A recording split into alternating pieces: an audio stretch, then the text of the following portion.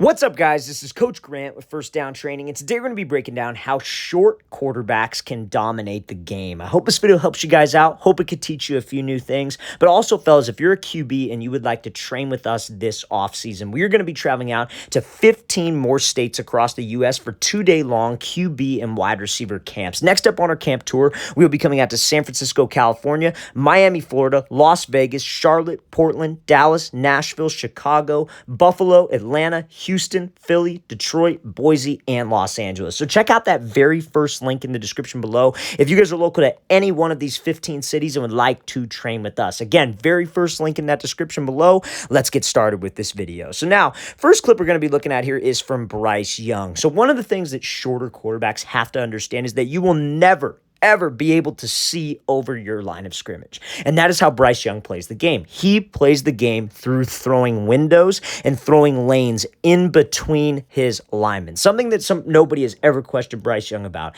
is his footwork in the pocket. And that is what allows him to be able to play this windows game. So what am I talking about exactly? Because that's the knock on short quarterbacks. Won't be able to see over the line. There's not a single short quarterback that has ever been able to see over the line. Russell Wilson, Drew Brees, Kyler Murray, those guys don't see over their linemen. They're 6'5" and they're 5'10" and below. Guys, they're not going to be able to see. Let's show this example here of Bryce Young and how he's able to navigate in the pocket. So he's sitting in there either too, and pocket's collapsing on him. Guys, he's not trying to see over anybody. That's one of the biggest misconceptions about the position, that you think that we're trying to look over people. Guys, we are looking through windows. So watch when he makes this throw. This is a window throw. He is looking around his lineman. When he is dropping back, he is looking through the window between his left guard and between his center. Guys, he is not trying to see over anybody. So that's what you guys have to understand. Now, something that's great about Bryce Young is that he has very good feet in the pocket that allows him to see those throwing windows. Like, guys, I was in the same situation, right? I'm not a very big guy,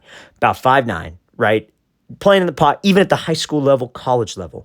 You got some of the biggest individuals on the field lined up in front of you to protect you, right? Never once did I see over him. Not a single time. But when I would take that snap, I wouldn't even sit there like this. I would almost like drift with the drop because I would work to the throwing window immediately so I could see by read key defenders downfield. So that is something that I could recommend to all short quarterbacks.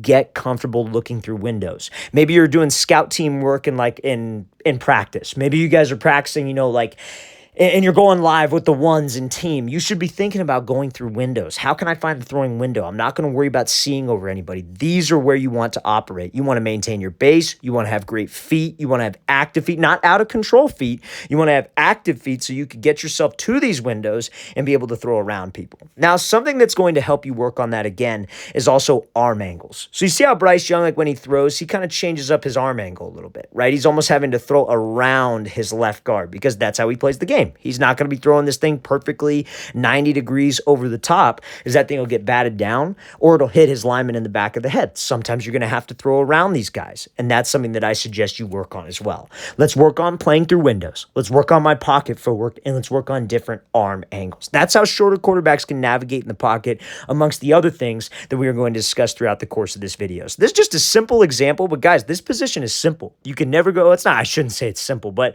the success at this position, at least, it's a simple concept.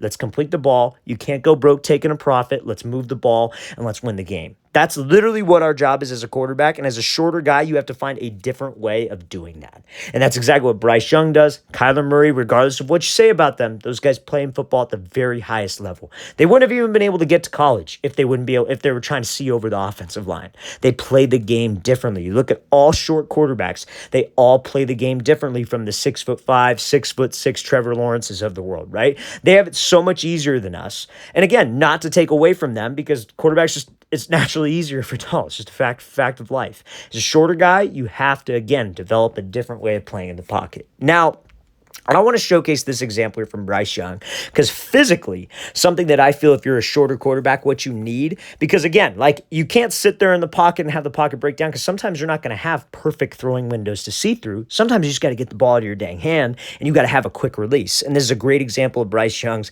lightning fast release. So he goes back, it's just a one-step drop, and you see how fast the ball is out of his hands. I love this angle because it's such a close-up angle. It's not like that aerial view where you can see all 11 guys. It showcases how fast that release is from him. Now, how do you get a quicker release? And there's one thing, obviously your arm speed plays a role. Obviously your hip rotation firing through quick. Obviously you don't want to have this elongated arm path. But another thing that quarterbacks I think should so focus on if you guys are on the shorter side of things, having a quick front stride. Because guys, it's physically impossible to throw without that front foot stepping into the grass, right? If your front foot's not grounded, you are not able to throw an on-platform throw. So the quicker you get the front foot down, that's the quicker you could set up your entire motion. See, that's something that I really struggled with as a player early on, was because I had a baseball background, right? And I wasn't necessarily taught the best throwing mechanics in the world, but I was always taught, hey, you want to push off of your back foot. You want to push towards the target. You want to step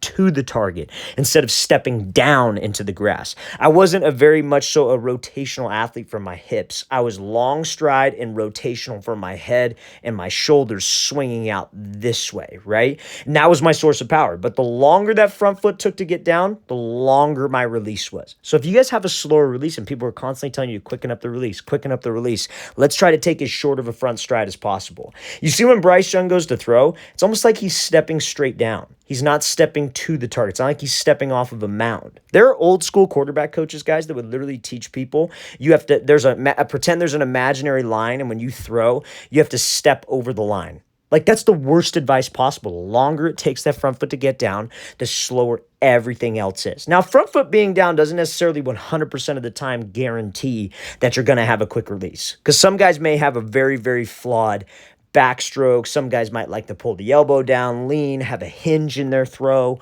whatever it is. But at least the front foot getting down sets you up for a faster release, and that's what we want to try to focus on. So fellas, when we go to throw, let's think step down. Don't think step two. Step down into the grass so those hips can fire me through, and that will naturally speed up the path of the arm.